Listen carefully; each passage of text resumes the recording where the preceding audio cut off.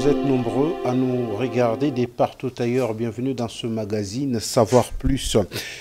Vous le savez très bien que le pays est secoué. Alors, il y a des choses qui se déroulent sur terrain et le président de la République a fait tout pour remettre, bien sûr, de l'ordre, surtout pour faire régner la paix sur la partie est de la République démocratique du Congo.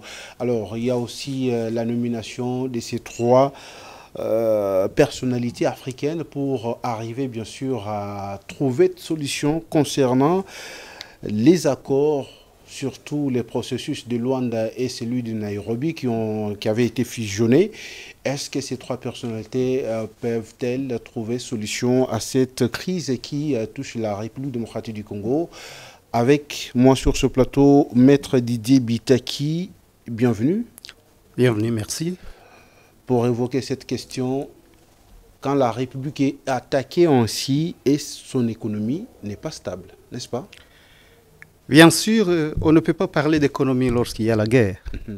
Et deuxièmement, on ne peut pas non plus parler du fonctionnement normal des institutions lorsque le pays est menacé, est attaqué, et amputé même de certaines parties du territoire. Donc voilà pourquoi on est sur ce plateau, bien sûr, pour analyser la question et donner des pistes de solutions, mais aussi faire comprendre à la population et à tous les auditeurs et téléspectateurs qui nous suivent qu'effectivement, il y a quelque chose qui ne marche pas dans le processus engagé par les organisations régionales et même les Nations Unies, en désignant, comme vous l'avez dit dans l'introduction, des médiateurs qui, à mon sens, ne sont pas nouveaux et l'agenda est le même, les textes sont les mêmes, le problème est le même. Pourquoi à ce niveau-là? Voilà, on aura le temps d'analyser en profondeur toutes ces questions. Avant d'y arriver, d'entrée des jeux, une question si directe. Est-ce qu'aujourd'hui vous donnez raison à Félix Tshisekedi? Sur quel plan? Parce qu'il y a beaucoup de questions qui concernent le président de la République. Non, par rapport à sa position. En ce qui concerne les dialogues, je pense que ce n'est pas la première fois que j'ai eu à l'évoquer ici. Le processus de paix a commencé depuis les accords de Sun City. On n'a jamais produit quelque chose de différent par rapport aux textes qui ont constitué le Parlement, disons, le gouvernement de transition de 2002, qui a commencé en 2003, bien sûr. Mais aussi, il y a eu les actes d'engagement issus de la conférence de Goma et l'accord du 23 mars. Finalement, il y a eu aussi des négociations qui sont déroulées à Kampala auxquelles je participais. Tous ces processus, j'y ai été. Je ne sais pas s'il y a quelque chose de nouveau qui va encore paraître sur la scène politique régionale par rapport aux problèmes qui existent. C'est-à-dire donner raison au président de la République, c'est peut-être l'encourager à comprendre davantage le réel problème du pays, prendre une position qui ne veut pas négocier. Que va-t-il négocier avec qui? Que va-t-il négocier? Des parties du pays sont amputées aujourd'hui, tenues par des terroristes. Il n'y a pas de rébellion à l'Est, c'est du terrorisme qui se passe. Vous voyez, on enlève les élèves, on prend les enfants, on les enrôle des forces dans l'armée. Il y a des massacres de gens dont le nombre est incalculable aujourd'hui. Il n'y a pas de fonctionnement des institutions. Donc, on prend les gens, on les brûle dans un bar. Et ajouter à cela le massacre de tout à l'heure qui vient de se passer au port de Goma. Donc, c'est du terrorisme. Comment va-t-on négocier avec des terroristes? Bref, vous êtes derrière la décision du chef de l'État. Je ne suis pas derrière sa décision, mais je suis celui qui aurait le premier refusé à adhérer à tout processus politique. Parce que quand nous avons conclu tous les accords, on voulait en finir avec les agendas cachés de ceux qui sont à l'extérieur, avant même l'arrivée du président de la République au pouvoir. Si aujourd'hui on veut revenir sur la même formule, je ne sais pas, on va négocier quoi? Et avec qui? Parce qu'en ce moment, je vais vous rappeler, il n'y a pas d'interlocuteur en face. Si bien même on pouvait dire, nous devons négocier, on négocie avec qui? La démarche de la SENCO est-elle biaisée? Ah non, il faut oublier cette histoire. Parce que vous vous rappelez, la démarche de la SENCO s'inscrit dans quel cadre? Dans quelle formule? Parce que le format Addis Abeba ne reconnaît pas la SENCO. Le format CAC, EAC et SADC ne reconnaît pas la SENCO. Le gouvernement de la République, le président de la République, Lui-même l'a déclaré. Ce n'est pas à sa demande que la CENCO a pris l'initiative. Alors, qui a mandaté la CENCO à traiter de cette question? Comment la CENCO, une organisation congolaise, qu'on appelle Conférence épiscopale du Congo, va-t-elle régler un problème régional pour lequel on désigne des médiateurs dont on ne connaît pas l'origine? Parce qu'on ne va pas dire aujourd'hui que c'est l'Union africaine qui a mandaté, qui a désigné Olusegun Obasanjo. Parce que Olusegun Obasanjo, dans le processus de paix, avait été désigné par les Nations Unies. Il était accompagné par le président William Benjamin Mkapa de la Tanzanie à l'époque, paix à son âme, comme médiateur désigné par l'Union africaine. Alors aujourd'hui, nous avons 3 médiateurs. L'ancien premier ministre de l'Éthiopie, l'ancien président du Kenya, Uhuru Kenyatta, et l'ancien président du Nigeria, qui représente qui? Parce qu'il faut les reconnaître, et d'ailleurs c'est le lieu de les préciser. Olusegun Obasanjo appartient à l'ECOWAS, qu'on appelle Union monétaire, Union économique ouest-africaine. Ça n'a rien à voir avec la SADC. L'ancien président Uhuru Kenyatta, il appartient à l'EAC. Quelle est la connexion qui existe entre l'Afrique de l'Ouest et l'Afrique de l'Est pendant qu'il y a des organisations régionales au sein desquelles on n'a pas pris un médiateur? Le Kenya n'appartient pas à la SADC. Qui représente la SADC dans cette organisation ou dans cette médiation? Que vient faire l'Éthiopie dans ces débats? Il y a un agenda caché? L'agenda caché est bien précis parce que l'Éthiopie je me rappelle, nous étions à Addis Abeba lorsque l'Éthiopie a émis le vœu de voir certaines populations qui se trouvaient dans le nord de l'Éthiopie vouloir migrer vers l'est de la RDC, précisément dans les territoires de Walikale. C'est ça les territoires qu'ils ont ciblés. Ils nous ont parlé du territoire de Walikale. Ils ont dit, comme Walikale est inhabité, Chabunda inhabité, une partie de Beni inhabitée, il faudra donner la possibilité à ces migrants-là. Et à l'époque, le gouvernement avait dit non. Mais Kabila avait dit, le Congo ne lui appartient pas, il faudra s'adresser au Parlement pour que le Parlement se prononce. Et si le Parlement s'est prononcé pour, en ce moment-là, on irait au référendum. Cette question existe. Et si la question existe, aujourd'hui, maintenant, on prend le même ancien Premier ministre, on dit qu'il doit devenir aussi co-médiateur. Qui oublie qu'il y a une partie de la population éthiopienne au Rwanda accueillie comme des réfugiés? Ça existe, c'est depuis 2012. C'est officiel, cela a été rendu officiel par les autorités rwandaises. Maintenant, vous prenez une partie au problème et vous dites, cette partie devient médiatrice. On est dans quoi? Donc, pour moi, si nous voulons être logiques avec nous-mêmes, toutes ces démarches ici, le gouvernement devrait se démarquer totalement. Refuser même et rejeter cette médiation, désignée parce qu'elle est elle-même partie au problème. Nous avons eu des problèmes avec les Kenyans, vous savez, avec la suspension de Kenya Airways au Congo. La création de l'AFC, de Corneille Nangaa, a eu lieu où? C'est au Kenya. Qui a été légitimé par... Joseph Kabila, malheureusement. Je vais y arriver. Alors, dans ces conditions-là, vous prenez l'ancien président de ces pays où était logé le mouvement, et ensuite, quand ils prennent des parties de votre pays, vous dites, c'est ce pays-là qui devient votre médiateur. Qu'est-ce qu'il va vous imposer? C'est la volonté de celui à qui il a constitué, pour qui il a constitué un berceau, et aujourd'hui, le Kenya est un bastion, un sanctuaire pour le M23, pour l'AFC, le Kenya et l'Ouganda jouent le même rôle pour ce qui concerne la déstabilisation de l'Est de notre pays. Donc ça veut dire que ce genre de médiation devrait être totalement rejeté par le gouvernement. Il y a également des gens qui sont encore honnêtes dans la région, bien sûr, issus des pays. La Tanzanie est là, pourquoi on ne l'a pas désigné? La Tanzanie est à la fois membre de l'EAC et membre de la SADC. Pourquoi on ne l'a pas prise en compte?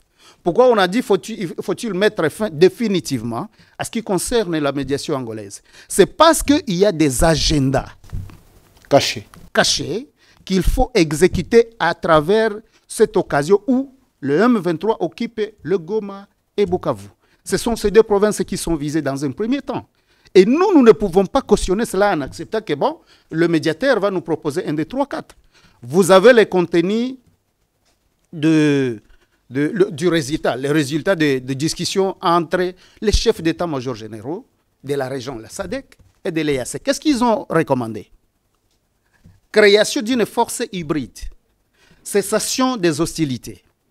Je ne sais pas, déploiement, quand on déploie cette force hybride, elle vient faire quoi? C'est dans le but de maintenir cet état-là, ce statu quo qui existe aujourd'hui, où le M23, ou l'AFC comme on le dit, le Rwanda, tient ses mains sur le territoire de l'Est. Continue à exploiter, mais ces militaires regardent, observent la ville de Goma. L'État congolais n'a pas droit d'y fouler son pied. L'administration congolaise doit d'abord disparaître pour définir les statuts réels de ces deux provinces. Qu'est-ce que cela signifie? Ça veut dire que nous perdons d'office le contrôle de ces deux provinces et nous devons accepter des faits. C'est un fait accompli devant lequel on place la République dans le but de concrétiser quelque chose qui rendrait cette partie autonome. Et il y en a même des langues, je vous le dis, il y en a des langues au milieu diplomatique, on vous dit qu'il faut une solution à 2 États au Congo. Si vous vous rappelez, la fois dernière, je vous avais dit que s'il n'y a pas de force, on ne sait pas s'organiser militairement. Dans 2 ans, on ne parlera plus de la RDC. Je vous avais parlé de plusieurs capitales. Maintenant, nous y sommes.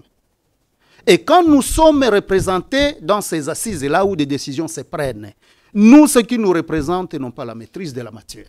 Ils ne sont pas au courant des agendas qui ont existé avant. Donc, ils adhèrent facilement, alors que le problème est là, qu'ils devraient plutôt refuser de cautionner, mais malheureusement, méconnaissance totale, ils valident des plans qui vont le lendemain nous déstabiliser. Mais à l'heure actuelle, où le Rwanda est traqué par la communauté internationale, pouvons-nous saluer la diplomatie agissante du président en place? Ah non, mais la diplomatie du président, tout État doit se défendre au plan diplomatique. Mais il ne faut pas exclure le fait qu'aucune guerre au monde ne s'est terminée par la voie diplomatique. Prouvez-moi une seule.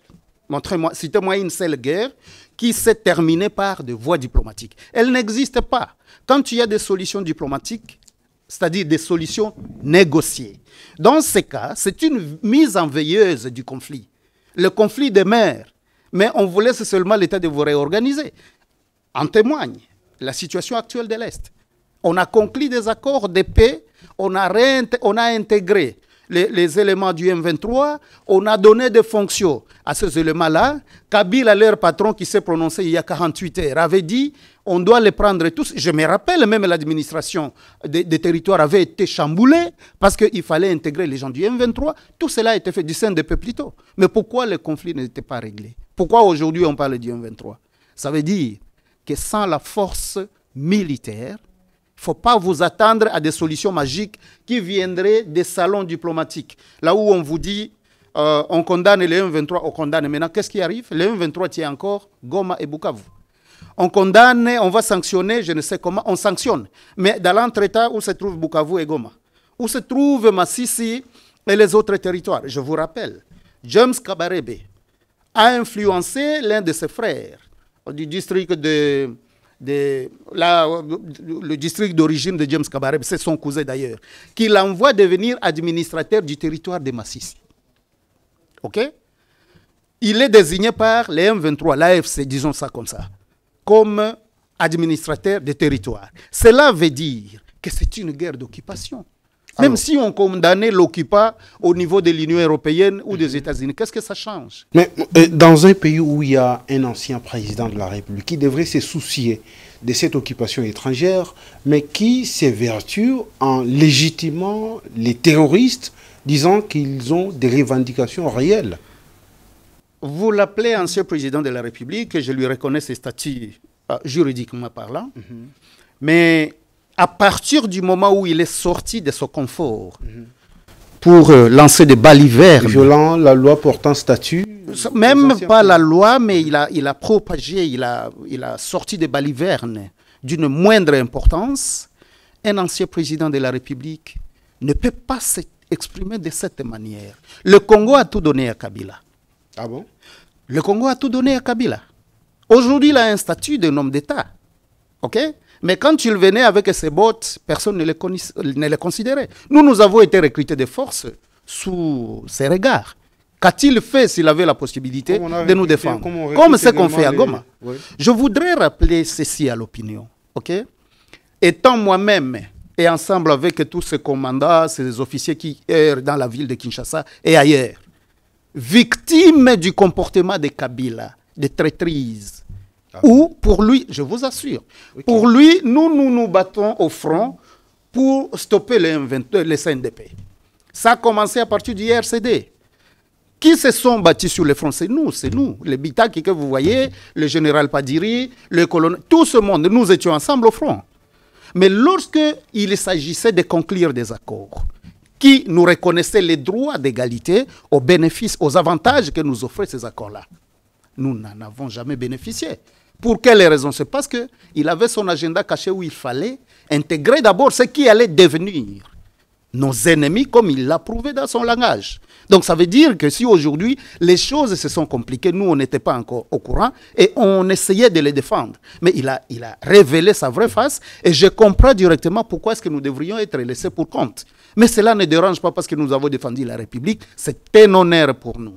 Mais maintenant, il est temps que le président Tshisekedi prouve qu'effectivement, il a déshabillé les ennemis de la République et qu'il a prouvé, il a montré à la face du monde qu'effectivement, nous avons été gérés par des étrangers ou alors des Congolais marionnettes qui n'agissaient que pour le compte de l'étranger. C'est en ce moment ici qu'il doit le prouver. Et le prouver comment? Nous avons dit, confiez-nous cette guerre, monsieur le président. La guerre qui se passe à l'Est contre le Rwanda, je le répète sans embâche, qu'on nous laisse mener cette guerre. Et nous apporterons la réponse ici. Et vous verrez combien de fois est-ce que cette question sera résolue par la voie militaire, parce que le Rwanda, y compris le M23 ou l'AFC, dans l'ensemble, n'ont pas d'argument à présenter pour justifier leur rébellion ou leur terrorisme à l'Est. Le colonel Nanga, dans un audio, dit que qu'est-ce que Tshisekedi attend pour venir négocier avec nous? Est-ce qu'il faut négocier avec Nanga? Mais qui est Nanga dans ce spectre? Nanga représente quoi et qui? Disons la vérité. Qui est Nanga? Nanga ne représente absolument rien du tout. Je vais vous dire, Azarias Ruberwa, Moïse Nyarugabo, il y avait un autre là. Azarias, c'est un ancien vice-président de la République. Exactement. Bizi Makaraha et les autres, n'est-ce pas? Ont créé les RCD. Ils ont porté la charge et la responsabilité du RCD. Mais je vous pose la question, qu'est-ce qu'ils ont eu? Est-ce qu'ils ont réglé les problèmes quand ils ont adhéré au processus politique en RDC? Pourquoi est-ce que le CNDP est né juste 2 mois après leur arrivée à Kinshasa? C'est parce qu'ils n'avaient pas de contrôle sur le mouvement qu'ils prétendaient diriger. Et aujourd'hui, nous sommes en face de la même réalité, d'ailleurs pire que ça. Donc quand le président disait que l'AFC c'est une coquille vide... Il n'y a pas d'AFC, il n'existe pas d'AFC, et même ces histoires de M23, ces histoires-là n'existent pas, mon Dieu. Moi, je vais vous amener devant monsieur, maître, comment on l'appelle, François Ruchogoza. C'est lui qui fut secrétaire exécutif du M23. Toutes les négociations se sont passées, moi en face de lui et les Kambassou tous. On a négocié parce qu'il fallait ramener la paix. Mais lorsque le Rwanda a constaté que François Ruchokoza ne défendait plus ses intérêts, ils l'ont mis en prison. Après l'avoir sorti aujourd'hui, il est en errance, c'est parce qu'il a défendu le pays. C'était Moutousi. Et les autres, où sont-ils? Donc, quand vous parlez du M23, vous parlez de l'AFC de Corneille Nangaa, moi, je m'en moque. Et je me dis, nous sommes encore très loin de trouver des solutions à ces problèmes. C'est qu'il va démarrer davantage. Mais quelle mouche a piqué Kabila de s'exprimer ainsi? Mais comment vous pensez qu'il s'agisse d'une mouche? Il n'y a pas de mouche qui a piqué Kabila. Il a juste trouvé l'opportunité de sortir de ses coquilles parce que simplement il entretenait quelque chose sous la table que personne ne pouvait voir. Donc pour lui, l'idée a atteint la maturité, il faut la sortir. Il faut démontrer qu'effectivement, je suis d'accord avec ça. Et quand j'étais devant votre télévision ici, je vous avais dit la fois dernière que la démarche ici de la Senko et des églises, je ne sais pas, l'SCC, des églises du Christ Congo et confessions religieuses, est une démarche qui repose sur une prédation. Ah bon? J'avais dit, ce sont des prédateurs, ces gens, il ne faut pas y prêter oreille. Je vous en veux pour exemple. Lorsque le président est ici à Kinshasa et ils se sont rendus à Goma, ont-ils été malmenés là-bas? Ils sont arrivés à Kigali, ils ont rencontré Paul Kagame. Ont-ils cessé d'être Congolais d'abord? Mais ce sont des Congolais. Comment ils sont arrivés là-bas, vivant à Kinshasa? Et le Rwanda dit il est en conflit avec la RDC. Des autorités spirituelles de cette nature, de ce calibre, ne devraient pas se permettre gratuitement et de manière libre de se rendre au Rwanda et revenir au Congo. Mais peu après leur sortie médiatique où ils disaient que les revendications de Corneille Nangaa, donc de l'AFC, sont légitimes et qu'elles doivent être prises en compte. Comparez maintenant leur déclaration, la déclaration de Laben Chole et celle de Joseph Kabila. Qu'est-ce que Kabila a dit? A-t-il dit la différence? Kabila n'avait pas dit ici que c'est une rébellion congolaise dont les revendications doivent être prises en compte parce qu'il revendique des choses légitimes. Et celui des confessions religieuses. Il travaille en connivence. Donc c'est un conglomérat organisé qui les uns se battent sur le plan politique. Ici même, en rongeant le pouvoir actuel de l'intérieur, les autres sont sur le front militaire. Et quand vous voulez raconter, c'est que vous voulez qu'ils vous mettent dos au mur. C'est-à-dire, tout ce qu'ils vont vous exiger, vous devez de les exécuter. Mais ça ne s'arrête pas là, parce qu'on n'aura pas satisfait leur maître qu'on appelle Paul Kagame. Par la suite, il sortira une autre formule. Et ainsi va le cycle. Maître Didier Bitaki, le temps nous imparti touche à sa fin. Absolument. C'est vrai que je vous laisse à votre soif, mais ça ne sera pas la dernière fois que nous vous recevons sur ce plateau. Vous êtes notre habitué. Mais la solution exacte à cette crise, parce que lorsqu'on parle de cette crise, en tout cas, tout est déstabilisé. Surtout ce qui est de l'économie. Les pillages de nos ressources est fait du jour au lendemain. Et c'est le peuple qui en pâtit. Nous sommes tués à Goma, au Sud Kivu même. Mais par rapport à ce qui s'est passé en 2012, nous sentons qu'il y a vraiment une résistance. C'est à partir d'ici que vous appelez vos compatriotes afin de prouver leur bravoure. Je ne peux pas répéter ce que j'ai déjà dit autant de fois. Les compatriotes qui ont pris les armes pour défendre le pays, c'est le moment de les faire, de les prouver. Okay. Ça c'est légal. C'est légal et légitime. Deuxièmement, pour nous en sortir, nous ne devons pas nous limiter à des déclarations des Nations Unies, de l'Union européenne et consorts condamnant et demandant la sortie des rebelles et des villes occupées. La solution est que le Rwanda doit retirer ses troupes, de gré ou de force, c'est-à-dire en obéissant aux recommandations des organisations internationales. Et s'il refuse, il devrait être frappé sérieusement et militairement afin de le faire taire définitivement. Deuxièmement, ce qu'on appelle M23 et AFC, ce sont des terroristes. Ce qu'ils démontrent sur le terrain le prouve. Ils doivent se retirer des villes qu'ils occupent où ils sèment la terreur. Et définitivement, retourner à Tchanzu ou dans la forêt, là où s'il faut parler avec eux, ils doivent être dans la forêt, pas dans la ville. Parce qu'ils ont montré qu'ils ne sont pas des humains, c'est des bandits, des terroristes. C'est uniquement cela la solution. Si cela ne marche pas, il faut alors utiliser la force. Et nous sommes prêts à aider le gouvernement, à aider le pays, à pouvoir organiser et disposer des moyens pour détruire ce banditisme. Merci. C'est à moi de vous remercier. Notre invitation. Merci beaucoup. Mesdames, Messieurs, vous étiez nombreux. Nous recevions Maître Didier Bitaki, qui est un expert. Il maîtrise bien les causes profondes de cette crise qui frappe la RDC. Nous allons nous retrouver très prochainement pour une nouvelle session de nos émissions. Mais d'ici là, passez une excellente suite de la programmation de notre grille. Et nous vous disons au revoir et à tout à l'heure. Merci, au revoir.